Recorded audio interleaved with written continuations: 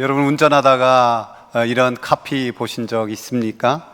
면허는 있는데 운전은 못해요. 1시간째 직진 중. 충청도에서는 이런 카피가 있습니다. 답답하지요. 지는 환장하것이요. 이런 광고도 전에 있었습니다. 버스도 트럭도 무섭지만 나는 내가 제일 무섭다. 운전할 때 뒤에 트럭이 정말 가까이 와다가 빵! 크랙션까지 울리면 정말 가슴이 철렁하죠. 큰 버스가 쭉 옆으로 들어오면은 와, 얼마나 무섭고 갑자기 끼어드는 차. 그런데 결국 초보 때는 내가 사고 날까봐 내 자신이 제일 무섭다. 어쩌면 인생이 그런 것 아니겠습니까? 인생의 어려움, 파국, 어떤 환경적인 요인, 또 다른 사람 때문에 그런 것도 있지만 결국은 문제와 원인은 나 자신인 경우가 대부분이죠. 한 치 앞도 모르는 인생, 어떻게 보면 정답 없는 인생, 우리 모두는 초보 운전자와 같아요. 여러분 30대, 처음 30대 사는 거예요. 40대, 처음 40대, 60대, 70대 다 마찬가지 아닙니까? 그래서 우리는 그런 생각도 들어요. 와, 우리 인생에 내비게이션이 있으면 얼마나 좋을까? 우리를 창조하신 하나님, 그 하나님께서 내비게이션을 이미 주신 줄 믿습니다. 뭐가 내비게이션입니까? 말씀. 성경이 하나님의 말씀이 내비게이션인데 특별히 그 중에 기독교 신앙에 3가지 보물이 있어요. 3가지 보물. 그 3가지 보물이 뭘까요? 사도신경, 주기도문, 십계명이에요. 그것을 이렇게 분류할 수가 있는데요. 사도신경은 기독교의 신조로서 우리가 무엇을 믿는가, 믿음에 관한 거예요.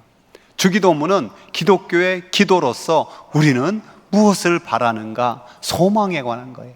십계명은 기독교의 윤리의 핵심으로서 우리는 어떻게 행동하는가, 하나님 사랑, 이웃 사랑의 가장 기본이 놓아져 있는 것이 십계명이죠.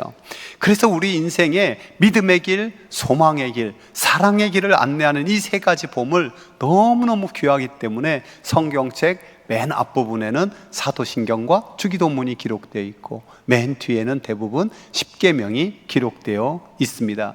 그래서 이 정도는 암송할 수 있어야 되는데 그냥 달달달 암송하는 것보다 그 의미, 그 깨달음이 분명히 있고 행함이 있어야 되죠. 사도신경과 주기도문, 신약의 예수 그리스도와 밀접하게 관련되어 있어서 중요한 줄 알겠는데 또 그런 생각이 조금 들어요. 십계명은 구약 속에 있는 율법 아닙니까? 그것이 왜 중요할까요? 먼저 기본적인 4가지 요소가 있는데요. 첫 번째는 하나님께서 직접 하신 말씀이라는 사실이에요. 모세오경을 읽다 보면 이런 표현이 자주 나오는데요. 하나님께서 모세에게 말씀하여 이르시되, 모세를 통하여 말씀하시는 거예요. 많은 선지서들도 마찬가지죠.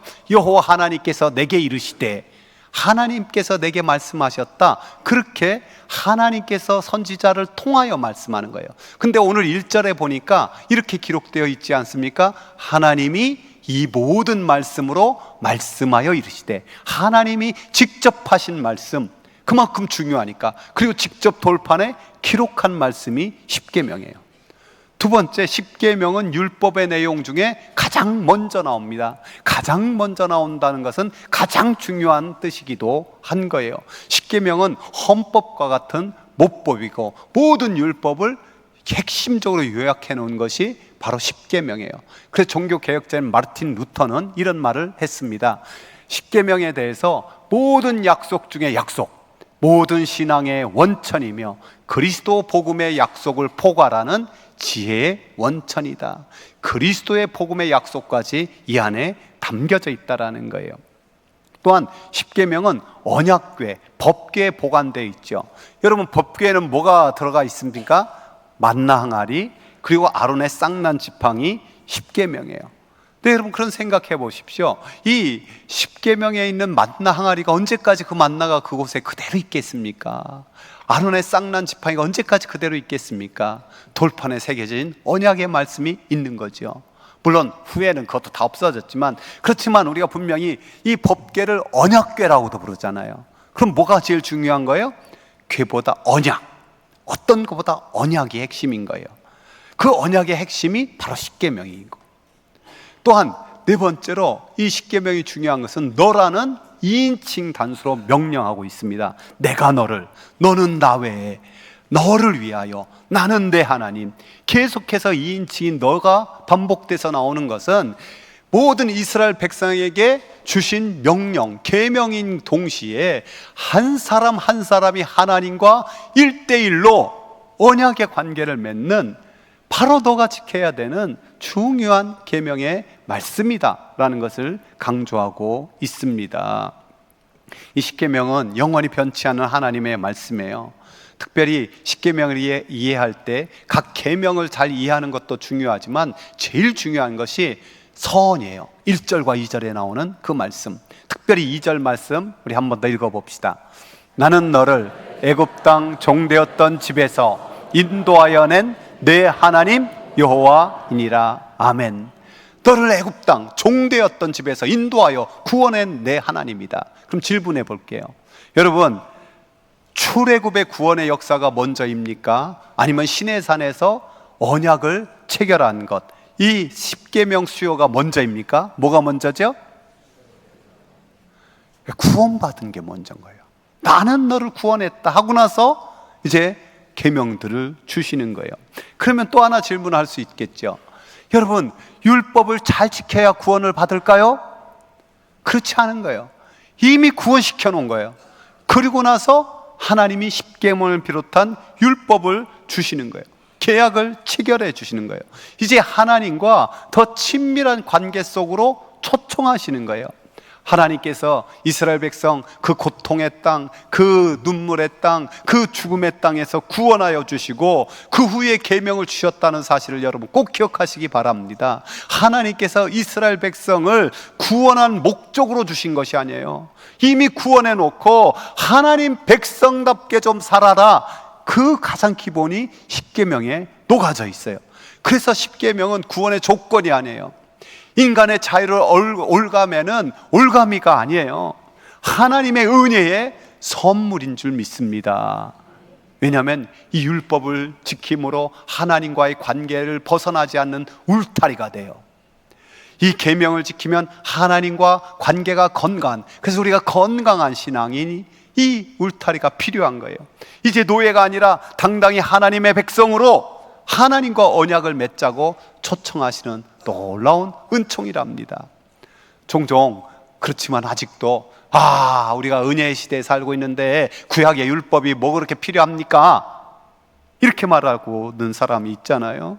그러나 우리가 예수 그리스도께서 오셔서 산상수훈에 분명히 선언한 말씀 기억할 거예요. 읽어봅시다. 내가 율법이나 선지자나 폐하러 온 줄로 생각하지 말라. 폐하러 온 것이 아니요 완전하게 하려 함이라. 아멘. 우리 주님이 왜 오셨다고요?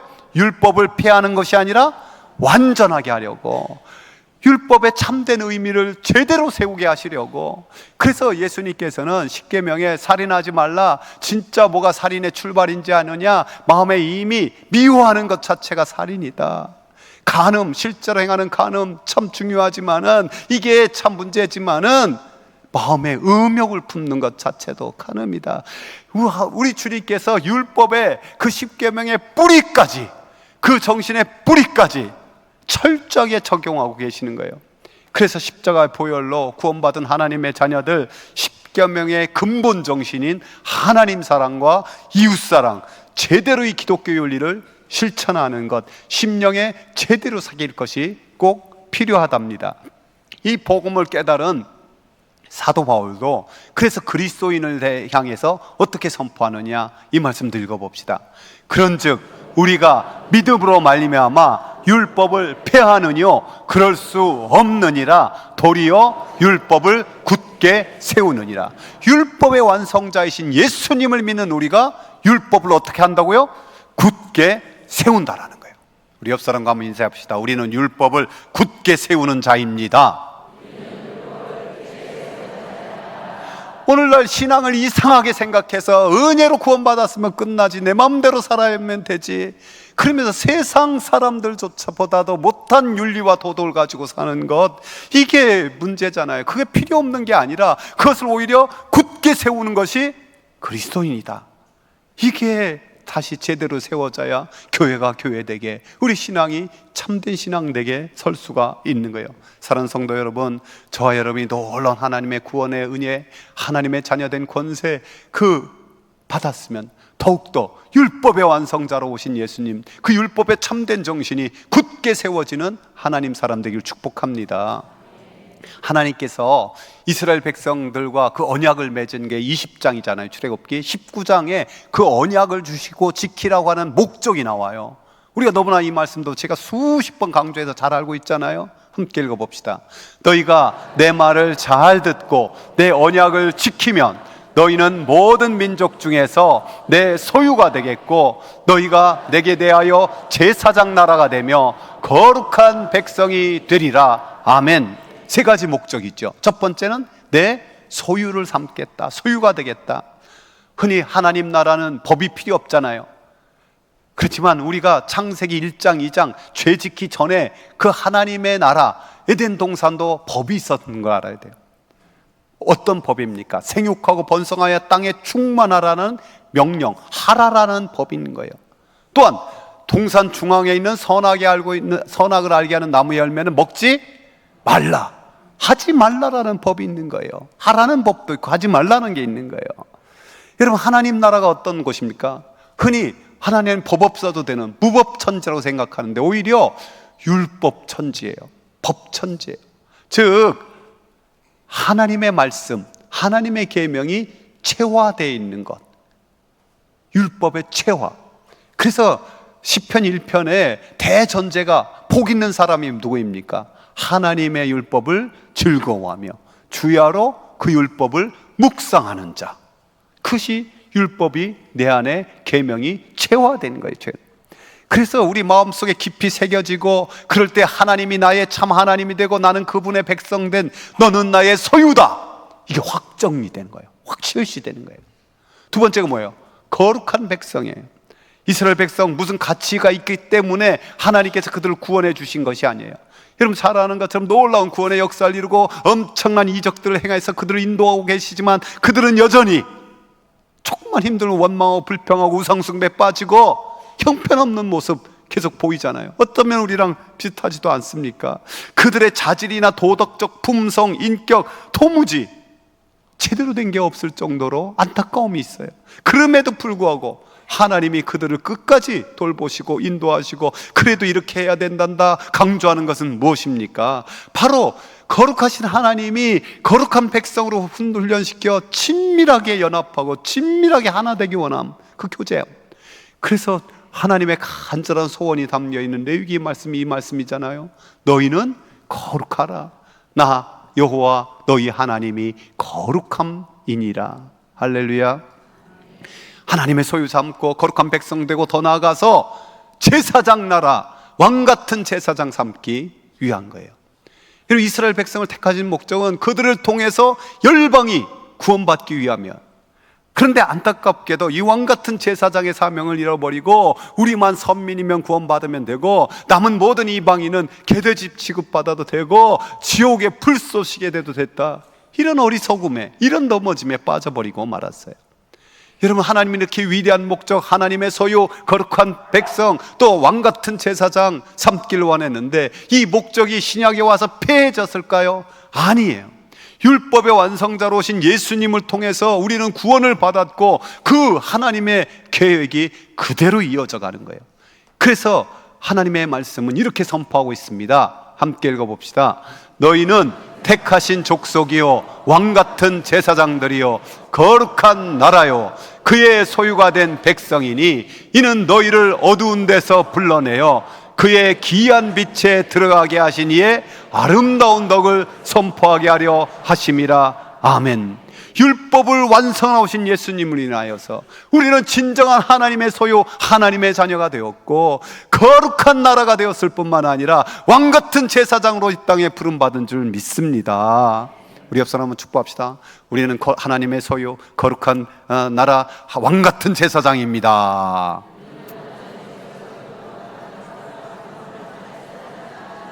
아멘. 저 여러분이 구원의 감격을 가지고 십계명에 주신 그 기본 정신, 그 의미 분명히 깨달아 지켜 행함으로 말미암아 이 거룩한 하나님의 부르심에 온전히 응답되는 인생 되기를 주의 이름으로 축복합니다.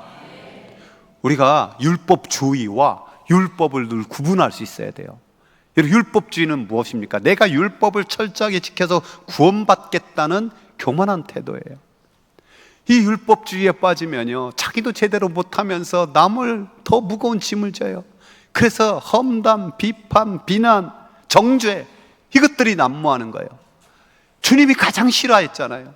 그 율법주의에 빠져있는 바리새인, 사두개인, 제사장들 얼마나 무섭게 책망하셨습니까? 반면에 율법은 구원받은 하나님의 백성들이 하나님과 올바른 관계를 맺어 더욱더 복된 삶을 살아가게 하시는 하나님의 은혜예요. 십계명을 주신 하나님이 폭군이 아니시잖아요. 우리를 너무너무 사랑하시고 기뻐하시는 아버지 하나님, 전능하신 하나님, 그래서 우리를 자유를 억압하게 하는 것이 아니라 참된 자유와 행복을 주시기 위한, 그래서 율법을 주신 목적을 이렇게 선명하게 밝히고 있답니다. 함께 읽어봅시다. 내가 오늘날 내 행복을 위하여 내게 명하는 여호와의 명령과 규례를 지킬 것이 아니냐. 아멘. 무엇을 위해서 주신 거예요? 행복을 위해서, 내 행복을 위해서. 그래서 이스라엘 백성들, 하나님 백성들 이 율법을 잘 지킬 때, 특별히 십계명의 의미를 깨닫고 잘 행할 때 행복한 거예요. 참된 행복이 있는 거예요. 진정으로 자유함이 있는 거예요. 하나님 안에 거하는 귀한, 내 존재 자체를 기뻐할 수 있는 귀한 힘, 또 남의 존재를 인정할 수 있는 귀한 힘. 그래서 이 김용규 박사는 그의 책 데칼로그에서 이런 말을 하더라고요.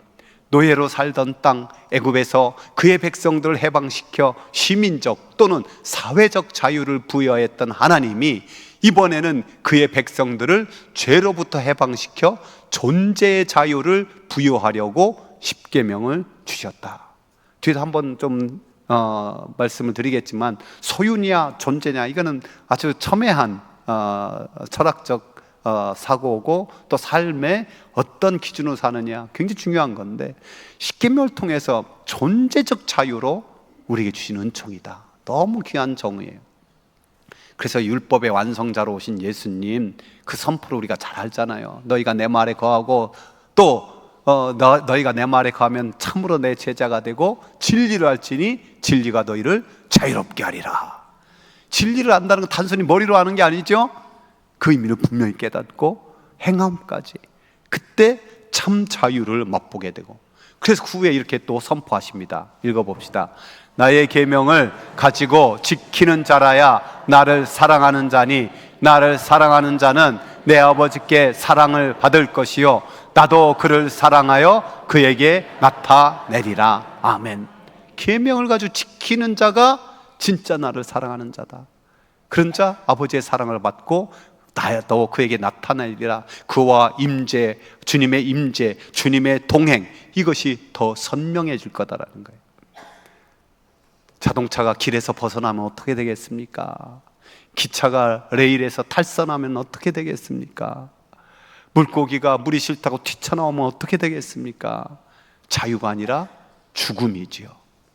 십계명은 하나님 안에서 그 놀라운 사랑을 받으며 참된 자유를 누리고 진정한 행복을 펼쳐줄 수 있는 좋은 길이 됨을 믿습니다. 사랑하는 성도 여러분, 저와 여러분이 이번에 이 십계명을 예수님의 복음의 눈으로 새롭게 해석할 뿐만 아니라 직행함으로 참된 자유와 행복을 누릴 수 있기를 주님의 이름으로 축원합니다.